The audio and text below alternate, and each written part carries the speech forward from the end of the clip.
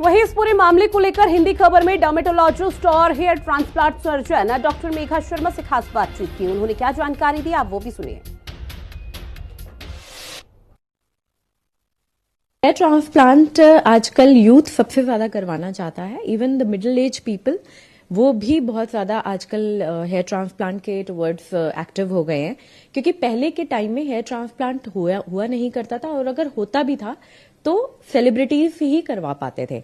लेकिन आजकल ये काफी अफोर्डेबल हो गया है, एंड आजकल इंडिया में भी बहुत ज्यादा टेक्निक्स आ गई हैं, साइंटिफिक टेक्निक्स आ गई हैं, जिसकी वजह से एक आम बंदा भी इंसान भी ये करवा पाता है। एंड हेयर ट्रांसप्लांट कैसे किया जाता है, सबसे इम्पोर्टेंट जो चीज मुझे लगती है कि हेयर ट्रांसप्लांट करते समय स्टेरिलाइजेशन, दैट इज साफ सफाई का ख्याल बहुत ज्यादा रखना चाहिए। किया जाता है हेयर ट्रांसप्लांट करने के दो तरीके होते हैं। एक होता है unit extraction, direct hair transplant.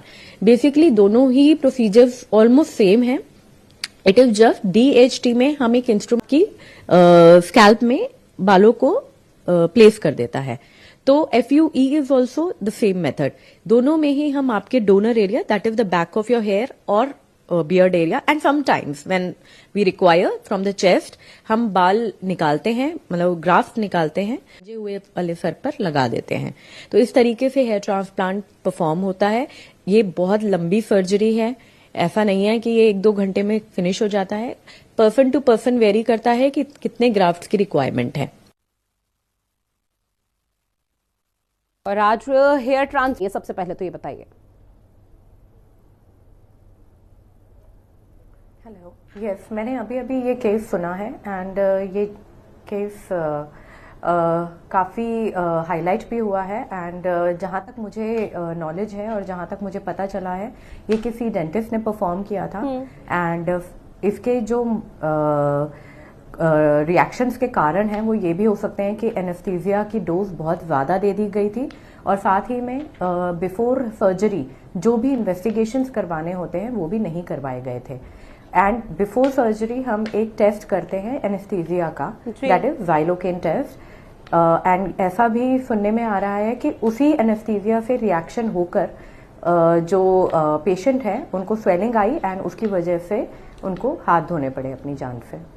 जी, अब बिल्कुल। और हालांकि ये भी कहा जा रहा है कि जिस डॉक्टर का उन लोगों की तरफ से चयन किया गया था वो झोला छाप डॉक्टर थी, उनके पास कोई डिग्री भी नहीं थी। जो डिग्री थी वो फर्जी तरीके से मानव रचना डेंटल सर्जन कॉलेज से यहाँ पर ली गई थी। ऐसी तमाम यहाँ पर खामियां हैं जो इस पूरे मामले में उजागर हो रही हैं। लेकिन मैम, एक महत्वपूर्ण सवाल अब हर किसी के जहन में ये उठ जाता है कि ऐसी कौन कौन सी चीजें हैं जिसका ध्यान हमें पहले से रखना चाहिए, क्योंकि हर चीज के दो पहलू होते हैं, पहला प्री, दूसरा पोस्ट। तो ऐसे में अगर हेयर ट्रांसप्लांट करा रहे हैं तो पहले क्या क्या सावधानी बरतें, और जब हेयर ट्रांसप्लांट हो जाए तो उसके बाद किन किन सावधानियों का ध्यान रखना चाहिए? जी, तो सबसे पहली एंड मोस्ट इंपॉर्टेंट चीज है कि आप जहां से भी हेयर ट्रांसप्लांट करा रहे हैं, किस डॉक्टर से करा रहे हैं, ये जानना सबसे ज्यादा जरूरी है कि डॉक्टर क्वालिफाइड भी है या नहीं इस सर्जरी को परफॉर्म करने के लिए। हमारी जो एजुकेशन है, पहले MBBS, फिर हमारी सुपर स्पेशलाइजेशन डर्मेटोलॉजी में और हेयर में हमारी होती है। उसके बाद हमारी हेयर ट्रांसप्लांट की ट्रेनिंग भी होती है, which is a very long training. तो अगर आपको ये सारी ट्रेनिंग या एक्सपीरियंस नहीं है तो आप हेयर ट्रांसप्लांट नहीं कर सकते हैं। दूसरी चीज है, पेशेंट्स को इन सभी चीजों का, कि डॉक्टर की डिग्री, उसके एक्सपीरियंस का ध्यान हमेशा रखना चाहिए। एंड बिफोर सर्जरी सारी जांच पड़ताल करनी चाहिए कि किस क्लिनिक में कितने हेयर ट्रांसप्लांट्स हुए हैं, उनके रिजल्ट्स कैसे हैं, एंड ये सारी चीजें उनको अपने दिमाग में रखनी चाहिए।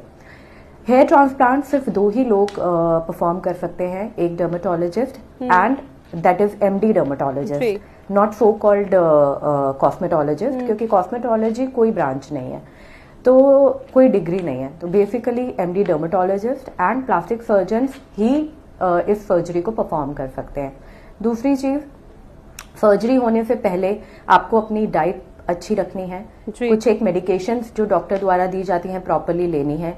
कुछ चीजों का ध्यान रखना है, जैसे अल्कोहल कंजम्पशन या स्मोकिंग, ये सब अवॉइड करना है बिफोर 1 वीक। और सर्जरी होने के बाद भी जो भी मेडिकेशंस दी जाती हैं वो प्रॉपरली करनी है, और जो भी प्रिकॉशंस बताए जाते हैं वो प्रॉपरली फॉलो करने हैं। तो इससे डेफिनेटली उनको काफी हेल्प होगी। बिल्कुल, ये वो तमाम पॉइंट्स हैं जिसको ध्यान में हर किसी को रखना कि अगर देखा जाए तो सोशल मीडिया का बहुत ज्यादा क्रेज है और सोशल मीडिया में तरह तरह के जो एडवर्टीजमेंट है, जो विज्ञापन है वो देखने को मिलते हैं, जिसमें हेयर ट्रांसप्लांट के भी विज्ञापन आते हैं जिससे लोग बहुत ज्यादा प्रभावित हो जाते हैं। तो क्या लग रहा है कि हेयर ट्रांसप्लांट के लिए अगर झोलाझाप डॉक्टरों की तरफ लोग जा भी रहे हैं तो उसका एकमात्र कारण क्या सोशल मीडिया भी हो सकता है? क्योंकि जो इन्फ्लुएंसर हैं वो तो लगातार जागरूक कर रहे हैं लोगों को कि भाई सोशल आप इन डॉक्टर्स के पास जाइए, सस्ती फीस हो सकती है, तमाम ऐसी चीजें हो सकती है, उससे बिफोर एंड आफ्टर की छवि तक दिखाई जाती है। जी, डेफिनेटली सोशल मीडिया एक बहुत बड़ा प्लेटफॉर्म है जहाँ पर लोग बड़ी जल्दी इन्फ्लुएंस हो जाते हैं किसी भी एडवर्टाइजमेंट से या किसी इन्फ्लुएंसर से। लेकिन मुझे एक क्वेश्चन जनता से भी पूछना है, क्या जब कोई डिलीवरी होती है तो वो एक गायनेकोलॉजिस्ट के पास जाते हैं या जो इन्फ्लुएंसर सजेस्ट कर देते हैं डॉक्टर्स को उनके पास जाते हैं? तो ये क्वेश्चन हमें अपने आप से पूछना चाहिए कि कम पैसों के चक्कर में हेयर ट्रांसप्लांट जैसी चीज को बहुत माइनर ना समझें। इसके अपने कॉम्प्लिकेशंस होते हैं, तो हर डॉक्टर इसको नहीं मैनेज कर सकता।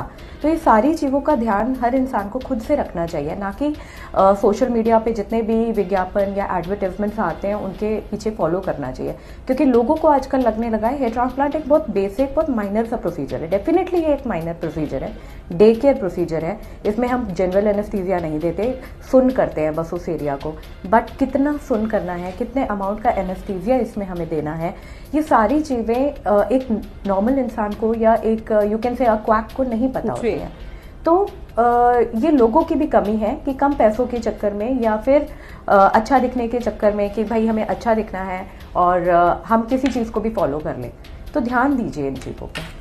मैम, चूंकि देखिए कुछ सर्जरी ऐसी होती हैं जिसको लेकर डॉक्टर्स की तरफ से सजेस्ट ये किया जाता है अगर वो पहले से किसी बीमारी से जूझ रहे हैं, चाहे वो गंभीर है या छोटी मोटी बीमारी भी है, तो उनको सर्जरी को लेकर अवॉइड करने की बात कही जाती है। तो क्या हेयर ट्रांसप्लांट में भी कोई ऐसा प्रोसीजर है कि अगर कोई किसी गंभीर बीमारी से जूझ भी रहा है तो उन लोगों को कम से कम हेयर ट्रांसप्लांट से बचना चाहिए, इस तरह की सर्जरी से बचना चाहिए?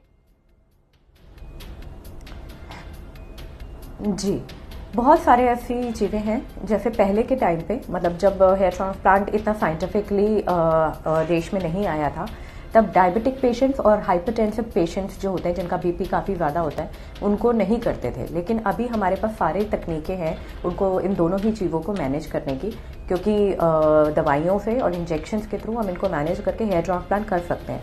लेकिन कुछ एक ऑटो इम्यून कंडीशंस हैं जिसमें हम कोशिश करते हैं, अगर कंडीशन स्टेबल नहीं है, if disease is not stable, तो हम हेयर ट्रांसप्लांट को अवॉइड कर सकें। वैसे एज सच कोई भी ऐसी चीज़ नहीं है जो हेयर ट्रांसप्लांट के लिए कॉन्ट्रा इंडिकेटेड हो, मतलब कि हम ना करते हों। हम ऑलमोस्ट सभी पेशेंट्स को इसमें एनरोल करते हैं। जी बिल्कुल, हेयर ट्रांसप्लांट से जुड़ी हुई तमाम जानकारियां लगातार आप साझा कर रही हैं। इस वक्त जो दर्शक हम लोगों से जुड़े हुए हैं उन लोगों के लिए भी ये बहुत महत्वपूर्ण जानकारी हो जाती है कि अगर इन केस इन फ्यूचर या इस प्रोग्राम के बाद, इस शो के बाद वो हेयर ट्रांसप्लांट कराने का सोच भी रहे हैं तो वो बाकायदा इस चीज को अपने जहन में बैठा सकेंगे कि किस तरह का प्रोसीजर रहता है और क्या कुछ वो प्रिकॉशन जो यहाँ पर हर किसी को अपनानी चाहिए हेयर ट्रांसप्लांट से पहले। सत्येंद्र जी, एक बार फिर से सर आपके पास आते हुए, चूंकि देखिए लोगों के बीच जागरूकता फैलानी बहुत जरूरी है और आज की तारीख में लोग बहुत इजी विकल्प, जो इजी ऑप्शन होता है उसकी तलाश में रहते हैं। उसमें हेयर ट्रांसप्लांट भी एक बहुत इजी विकल्प लोगों के लिए, लोगों के जीवन में हो चुका है कि अगर बालों की ग्रोथ नहीं हो रही है, बाल नहीं आ रहे हैं, गंजे। जी, हेयर ट्रांसप्लांट के लिए जो हम बीमारी है जिसको हम कहते हैं एंड्रोजेनेटिक एलोपेशिया, ये कंडीशन होती है। इसमें कई सारी ग्रेड्स में हेयर ट्रांसप्लांट को बांटा गया है, जैसे ग्रेड 1 से लेकर ग्रेड 6 तक। तो इसमें से ग्रेड 1 से लेकर ग्रेड 6 तक हम हेयर ट्रांसप्लांट कर सकते हैं एंड्रोजेनेटिक एलोपेशिया में, क्योंकि ये एक ऐसी कंडीशन होती है इसमें दोबारा बाल आने के चांसेस बहुत कम होते हैं, ना के बराबर होते हैं। तो अगर चाहे ग्रेड 1 भी है या ग्रेड 2 भी है तो you can go for hair transplant. Rest इसके अलावा कुछ और बीमारियां होती हैं जब वो स्टेबल हो जाती हैं, लाइक पैचेस हो जाना या डिफ्यूज ग्रोथ होना, डिफ्यूज हेयर फॉल होता है, तब भी हम हेयर ट्रांसप्लांट रिकमेंड करते हैं काफ़ी पेशेंट्स को। तो पेशेंट्स को बिल्कुल भी सोचना नहीं चाहिए कि अगर ग्रेड 2 भी हेयर लॉस हो रहा है तो they can go for hair transplant. और साथ ही में ऐसी कई सारी और भी बीमारियां जिनके बारे में बताना चाहूंगी, जैसे एलोपेशिया एरियाटा है, अगर वो स्टेबल है तो उसमें भी हम हेयर ट्रांसप्लांट करते हैं। इवन काफी लोगों के कुछ बीमारियों की वजह से आईब्रोज भी चले जाते हैं, हम eyebrow hair transplant, eyebrow transplant और बियर्ड ट्रांसप्लांट, ये सारी चीजें भी परफॉर्म करते हैं। तो आजकल तो यंगस्टर्स इनफैक्ट मेरे पास ज़्यादा आते हैं जो कि because they are into the field, जो कि बहुत प्रेजेंटेबल होना पड़ता है उनको। जैसे कि आपकी फील्ड में भी अगर हम मास मीडिया की बात करें, सभी को बहुत प्रेजेंटेबल होना पड़ता है। इवन काफ़ी लोग आजकल इन्फ्लुएंसर्स बन रहे हैं, तो उनको भी काफ़ी प्रेजेंटेबल होना पड़ता है। तो ग्रेड 1 या ग्रेड 2 से भी हेयर लॉस अगर हो रहा है पेशेंट को, तो वो हेयर ट्रांसप्लांट करा सकता है। अब मैम चूंकि देखिए एक बार फिर से मैं कानपुर वाले मैटर का अगर जिक्र करूं, तो कानपुर वाले मामले में हम सभी ने देखा था कि हेयर ट्रांसप्लांट यहाँ पर विनीत का होता है, जो पेशे से इंजीनियर है, और उसके बाद में उसके चेहरे और आंखों में बहुत ज्यादा स्वेलिंग आ जाती है। तो ये तो झोलाझाप डॉक्टर का केस था, जिसे हम थोड़ा साइड में रख रहे हैं, लोगों को जागरूक भी कर रहे हैं कि इस तरह के क्लिनिक में जाने से बचना भी चाहिए। लेकिन जब ये सर्जरी की जाती है हेयर ग्रोथ को लेकर, हेयर ट्रांसप्लांट को लेकर, तो भी क्या इस तरह के कोई कॉन्सिक्वेंसेस नजर आते हैं जिसको लेकर लोग पहले से ही सतर्क रहें? जी बिल्कुल आते हैं।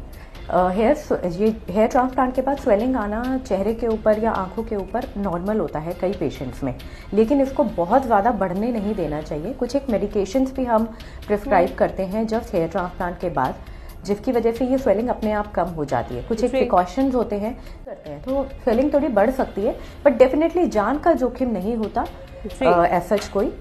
लेकिन एक चीज जो मुझे लगता है कि इस कानपुर वाले केस में हुई थी, जहां तक मुझे नॉलेज है और जहां तक मुझे पता चला है, कि सर्जरी करते टाइम भी पेशेंट को एनेस्थीसिया से रिएक्शन हुआ था और स्वेलिंग ऑन टेबल ही हो गई थी, और साथ में उनकी जो नेक को हाइपर एक्सटेंडेड रखा गया था, जिसकी वजह से ये सर्वाइकल के में भी कॉज कर सकता है, और काफी नर्व कंप्रेशन होने के चांसेस रहते हैं, और नर्व कंप्रेशन की वजह से ब्लड का जो सर्कुलेशन है वो भी रुक जाता है।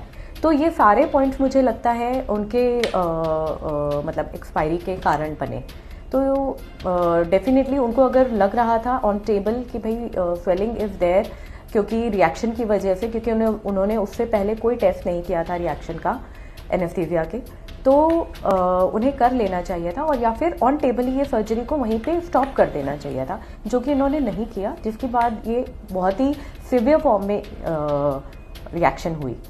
जी बिल्कुल, ये वो पॉइंट्स है जिसको हर किसी को यहाँ पर अपने जहन में रखनी चाहिए। अगर